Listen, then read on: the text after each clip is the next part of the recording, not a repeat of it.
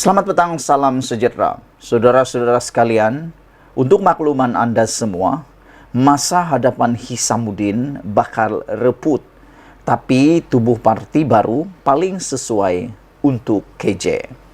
Inilah ulasan yang panas yang kita akan rungkaikan pada petang ini, yaitu berkaitan masa hadapan orang-orang yang terlibat dalam tindakan tata tertib dalam UMNO semalam, di mana Hisamuddin digantung keahliannya selama 6 tahun, manakala Khairi Jamaluddin pula dipecat serta-merta daripada UMNO bersama dengan Nuh Umar.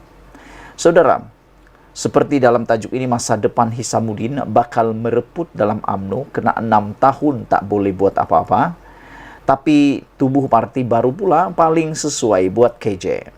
Adakah dua persoalan ini penting yang perlu dibuat oleh Khairi Jamaluddin? Apa tindakan Khairi selepas ini? Adakah beliau akan tubuh parti baru atau menyertai parti yang ada setakat ini dalam arena politik Malaysia? Semalam Bersatu menjemput dia, bahkan juga Gerakan turut menyambut Khairi Jamaluddin, dan harap-harap Khairi membuat keputusan yang paling cerdik dan bijaksana. Tapi sebelum kita ulas dengan lebih panjang lebar lagi kali ini, apa pendapat kamu? Adakah Khairi perlu masuk Bersatu, menyertai parti Gerakan, ataupun menyertai mana-mana parti dalam kerajaan sekarang? Contohnya, adakah Khairi akan bersama dengan Parti Buddha yang dipimpin oleh Syed Saddiq Said Abdul Rahman, ataupun adakah dia akan mengikut serta Parti PKR pimpinan Anwar Ibrahim, atau dia pula akan menyertai parti yang lain seperti Parti Pejuang, dan juga mungkinkah Khairi akan menyertai DAP? Karena parti DAP juga mempunyai pemimpin-pemimpin yang bukan berbangsa Cina, India, dan juga dianggotai oleh bangsa Melayu. Saudara-saudara, di antara semua yang dipecat dan digantung keahlian UMNO baru-baru ini, paling menjadi bualan serta perhatian ialah Khairi Jamaluddin dan Hisamuddin Tun Hussein. Antara sebabnya adalah kerana kedua-duanya dilihat sebagai pemimpin berpotensi untuk menjadi Perdana Menteri pada masa depan. Tambahan lagi, KJ adalah menantu bekas Perdana Menteri Tun Abdullah Badawi, sementara Hisamuddin merupakan anak bekas Perdana Menteri yang ketiga, Tun Hussein On, serta cucu kepada pengasas UMNO On Jaafar. Tetapi dengan nasib mereka yang telah diterima sekarang, KJ dipecat, manakala Hisamuddin pula digantung selama 6 tahun.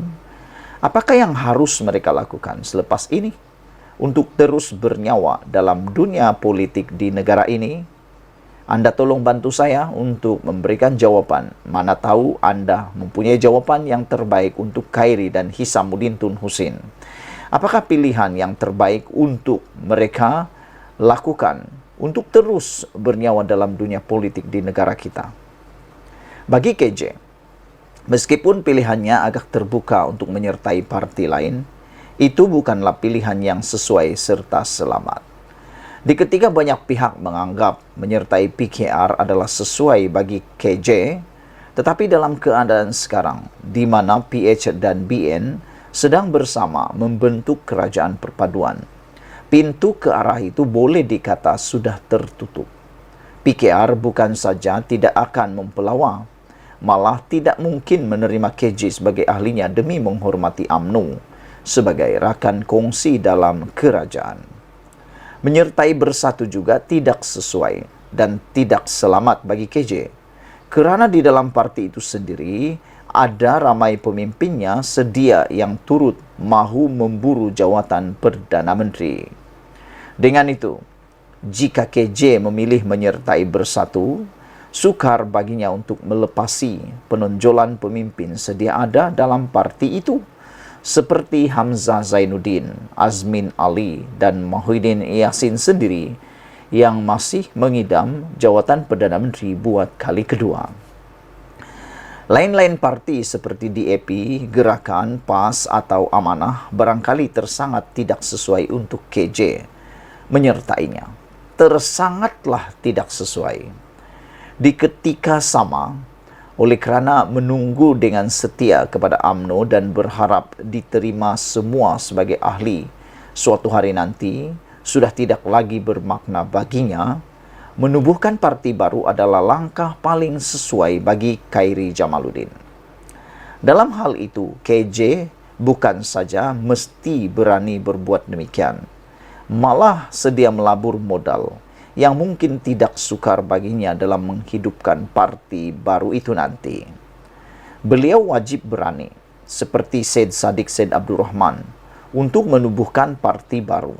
Bahkan jangan sesekali lupa bagaimana Muhyiddin dan Anwar Ibrahim yang juga pernah dipecat daripada UMNO, tetapi akhirnya berjaya menjadi Perdana Menteri melalui parti baru yang mereka jadikan landasan perjuangan.